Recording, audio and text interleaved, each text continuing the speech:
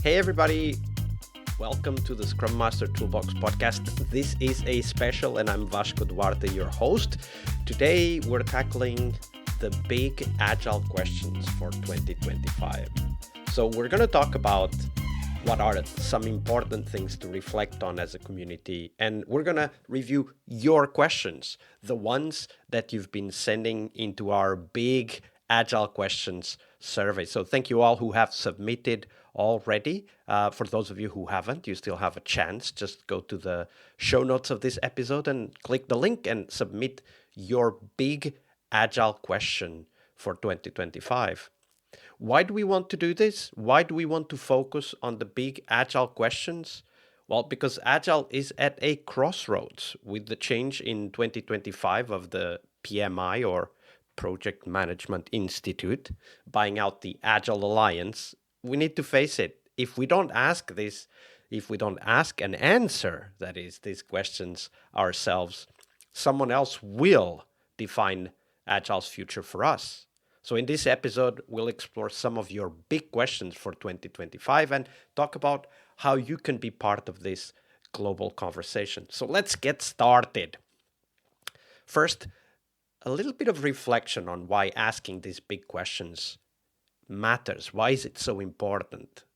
If you think about it, throughout history, the biggest leaps forward have come from people willing to ask difficult, sometimes even quite challenging questions. And if you think about, for example, the Renaissance thinkers asked, what if knowledge wasn't confined to the church, right? Like, what if knowledge was free? And definitely Gutenberg had a lot to do with that, with the printing press and the exponential distribution of knowledge.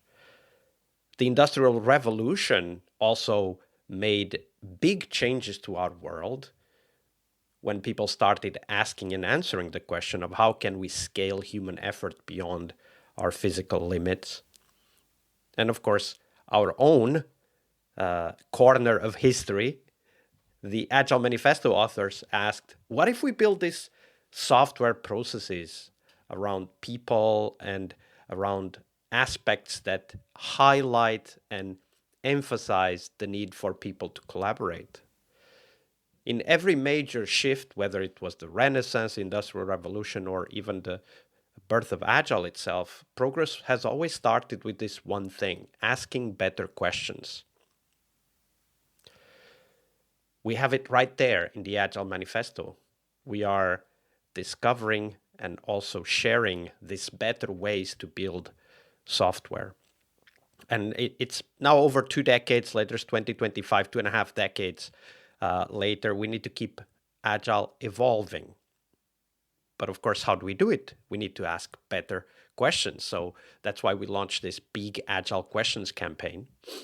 We've been collecting these questions through LinkedIn, Substack, the newsletter, and now also here on the podcast.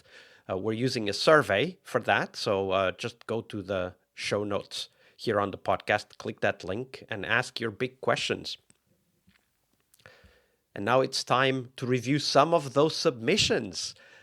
Many of you sent in questions, and we'll review some of them right now in this episode and also at a later stage. But the goal with this episode is to highlight that we are already asking important questions and to help us focus on what might be some of those answers. So before we dive in, let's take a moment to appreciate that questioning is not only about finding answers, it's also about discovering and challenging the assumptions that keep us firmly rooted in old paradigms. If I think about Galileo, for example, he didn't just ask, does the earth revolve around the sun?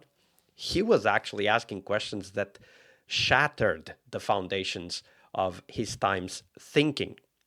That's exactly what Agile did, for example, to traditional project management, and is still doing, judging from the conversations on LinkedIn and elsewhere. So let's embrace that same spirit of inquiry as we tackle the biggest questions that we have in the Agile community and that you have, that you would like us to focus on as a community to answer. So first, one of our listeners, Max, asks, What comes after the Agile era? Should we enter the smart org era where multiple toolboxes thrive? This is a particularly important question, and one that I bet many of you are already asking. What comes after Agile? It's a great thought, but when I think about this, what comes after Agile, I want to come back to this idea that Agile isn't like this defined set of processes and tools that you must adopt. It's something much wider. Now, of course, there will be something after Agile. I have no doubt. The world doesn't stop. Things are evolving all the time. AI, for example, is a trend, a technological trend that might change many of our long-held assumptions. But maybe we need to evolve towards a world where Agile is more of a philosophy and that we locally adapt that philosophy to the different frameworks that we have at our disposal today and in the future. I also want to state that Agile frameworks that we have right now, like Scrum, Kanban, XP, are only the beginning of this transformation. I know, it's 2.5 decades since the Agile Manifesto, but I don't think that we will stop evolving just because it's been so long since the Agile Manifesto. We will definitely find other ways to develop software. Just like Kanban and Scrum were novel ways to develop software, there will be others. Because Kanban, Scrum, XP are what I call first generation Agile frameworks. There's definitely a lot more to come, and I'm definitely excited to be part of that discovery as we develop Agile principles and values further in our community. And that is what it is all about. At the Global Agile Summit, for example, we will have some amazing examples of companies and individuals, developers, product people, CEOs that have already been exploring the next I should call it maybe second or third generation Agile frameworks. So I'm really looking forward to that summit and to, of course, once the summit is done, to share all of that with you guys. But yeah, we need to be there to be part of that conversation. So thank you for the question, Max. That was a wonderful question and a very important one. The next question comes from Bob Marshall, a previous guest here on the podcast and amazing friend and thinker. And he asks, why is there so much willful blindness to psychology in business and software development? Wow, Bob, that is a big one. It's almost like how early economists ignored human behavior, assuming people acted rationally. Of course, spoiler alert, they don't.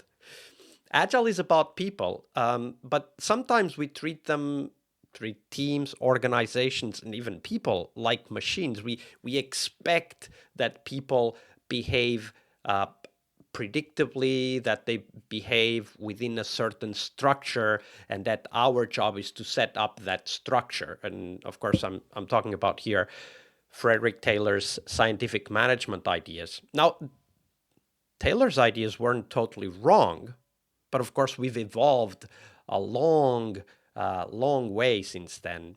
For example, we now know about things like psychological safety.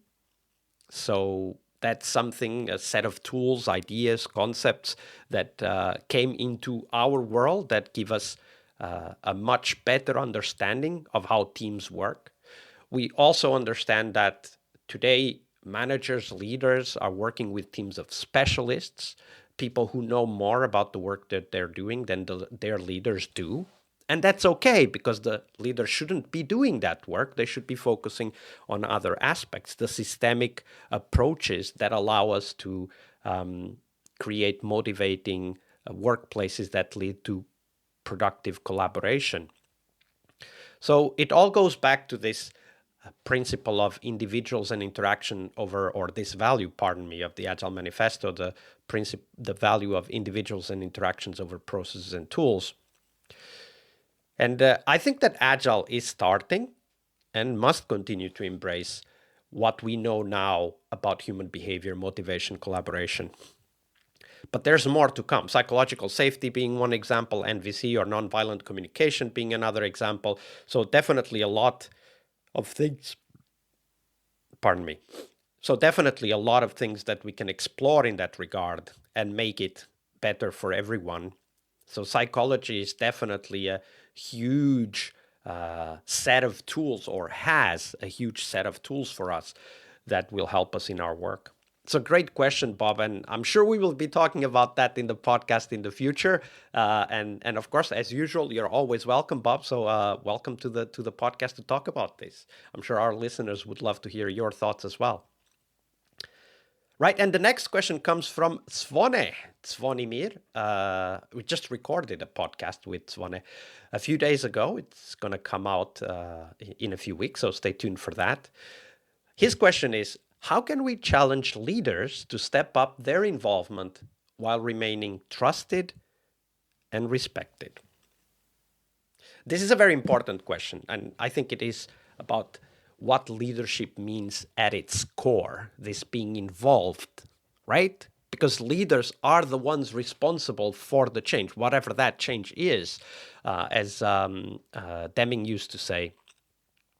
But how do we balance this being involved with trust, influencing with allowing teams to grow and express their potential? Some time ago here on the podcast, we interviewed David Marquet. He's the author of Turn the Ship Around, an awesome book that I think everyone should read. We interviewed David on the role of leaders and what role they need to take when the work is being done by specialists, experts. We also talked with Ari-Pekka Skarp about a new kind of leadership. He describes a more humanistic leadership and so on. There's a lot of detail in that episode. It's a great episode, a long one, 40 minutes, I think. So check it out. But this links also very much to the question that Bob asked, understanding psychology of our workplaces, teams, and individuals. But we also need to translate these insights, psychology, systems, language, in the case of David Marquez's work in Turn the Ship Around, into practical approaches. And here is what I think the Agile community can come in and help us find much better approaches. Now, there's a lot of people out there already working on this, right? Joanna Rothman, Diana Larson, and many others are talking on about leadership. But I think we need to take this challenge as a community and find those frameworks that leaders can adapt. We have Scrum for development teams, right? Scrum or XP or Kanban. We have things like product discovery for product owners. These are all things that help people be better in their roles. But we don't have the same kind of coherent set of frameworks and tools for leaders. And I think here is where the Agile community can bring their ingenuity, their innovation capability to help leaders in their role. So Svane, thank you for asking that question, a very important question of how we help leaders as an Agile community, and of course, how we grow to become the leaders that we want to see in our organization. So more on that in the upcoming weeks, because there's a lot to discuss in the domain of leadership for engineering and product organizations. The next question comes from Andrew Mitchell, also a long-term friend. Hi, Andrew. How are you doing in Canada? He asks, how can we deliver sooner and meet product deadlines with better forecasting tools? Well, this one is very close to my heart. No estimates, anyone? The key, of course, in my perspective, is to shift from this rigid prediction expectations to using simple yet effective forecasting tools that use, for example, historical data, but also include people's insights to help decision making. If there's one thing we've learned from old school project management, the fading framework that is still the 600-pound gorilla in the room, don't forget that. If there's one thing we've learned from project management is that estimates don't prevent delays. In fact, in my own research, I've found that projects are on average 60% late. I've done a lot of talks about that. But we also know that the larger the projects are, the later they get. And this is a very simple strategy we can use as agilists, right? Like we need to build around shorter, smaller projects that deliver to production. And we've been doing this quite effectively with tools and approaches like continuous integration, continuous delivery. But there's more we need to do. So I hear you, Andrew. I've suggested an approach in the No Estimates book that I think would help prevent a lot of these problems and delays. But it's not over yet. There's a lot more to be developed in this area of delivering on time. So yeah, stay tuned. More is coming, I'm sure. So Andrew, thank you for the question. And the last question we will review in this special episode, and we need to keep it short, as it usually goes here on the podcast. So Liat Ferren asks, how can we engage executives in Agile transformation? This is a really important question and really apropos, because we have at the Global Agile Summit, we have these executives talking. They will be on stage sharing how they have done it. So it's an excellent opportunity for us to learn from them and, of course, to take stories with us and use them when we're back at work. Here's the thought, though. Executives love outcomes. They don't really care for frameworks. In fact, one of the most common phrases I hear from executives is, I don't really care how you do it, just get it done. Now, this isn't necessarily a very productive statement, but it does point to this idea that we need to speak their language, I think is what I mean to say. And how do we do that? Well, there's a podcast episode coming in the next few days, so stay tuned here on the RSS feed or wherever you get the podcast. There's an interview with Josh Anderson where we tackle this question directly. One big tip that I can already give you from that episode is the idea that we need to talk the language of leadership. We need to understand their goals, their needs, their approaches, so that we can add value to their work. Here on the Scrum Master Toolbox podcast, we've done a whole week of episodes where I interview CTOs. Check out the link in the show notes. But in that week of episodes, so 5 episodes, we interview CTOs and also CTPOs and discuss what are their focuses, what they use in their work, what kind of strategies, approaches, frameworks they use. And we need to hear what they have to say. We need to be there with them if we are to help them. At the Global Agile Summit, we're also inviting CEOs to share their perspective. Sven Ditz, for example, will share how he runs a software consultancy without estimates and without contracts. I mean, think about it. Sven's teams are already delivering value before their competitors have even negotiated the contract. I mean, how can you beat that? It's a great story, and I'm really looking forward to hear Sven's talk. And we also have another great story from an agile transformation in a public sector organization that went all the way from full old school, governmental project management driven organization to agile and product driven organization. So be sure to check that out as well. Don't miss it. All the details will be at globalagilesummit.com. But this means there will be a lot of CEOs on stage sharing their story.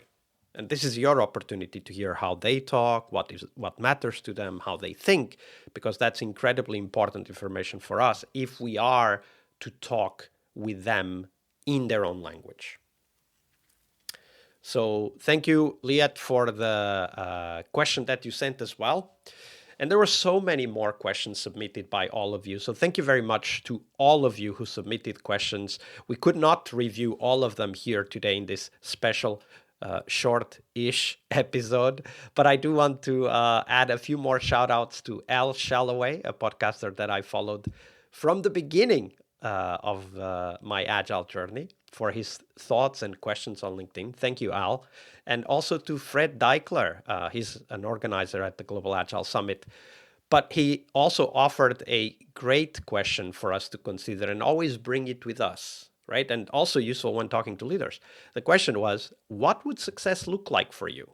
Right? Like, why not? Let's start with that conversation, with that question. Let's start the conversation with that question. What would success look like for you? And this is critical for us to be asking, to understand what teams, leaders, other people need so that we can help them. Just like any great scientific revolution, the Enlightenment, the birth of physics, the development of Agile, nothing happens with people in isolation. These are all movements, just as Agile is a movement that is driven by community. You are the community. So we want to bring all of you together at the Global Agile Summit to talk about these questions, share what we've learned, and of course, set up new experiments, things to try when we go back to work right after the conference. Thank you for submitting the questions. We'll definitely tackle a lot more of those questions in the coming weeks. The survey is still open, so check out the show notes and add your question to the list. And in order to answer these questions, we're bringing together at the Global Agile Summit 2025 some of the best Agile speakers in the world. So Jürgen Apello is going to talk about AI in leadership and management. Gojko Azic is going to talk about product management. Great ideas that he has to share that really aren't being shared anywhere else. So be sure to check that keynote out. And an exclusive reveal, nobody knows about that. You're the first one to listen. Clinton Keith, who wrote the book on Scrum for game development, will be at the summit. I'm really looking forward to meet Clinton. I interviewed him for the No Estimates book many years ago, and I'm really looking forward to have a great dinner and a drink with him. Right, so now it's your turn. What's your biggest Agile question? The one that you want to get the community to help you answer? Go to the link in the show notes, add your question so that we can tackle that in future episodes. And a huge, huge thank you to everyone who submitted their questions. There were so many amazing ones, and we'll continue to explore them in future episodes. Now, if you enjoy this episode, share this episode with your team, your network, and anyone who's passionate about the future of Agile. And don't forget, subscribe to our newsletter. A lot of these things are being discussed in the newsletter as well. We publish about one newsletter, researched, in-depth, reflective article every week. So check out the newsletter subscription link in the show notes and join the community. Until next time, keep asking big questions and keep challenging the status quo. I'll see you online.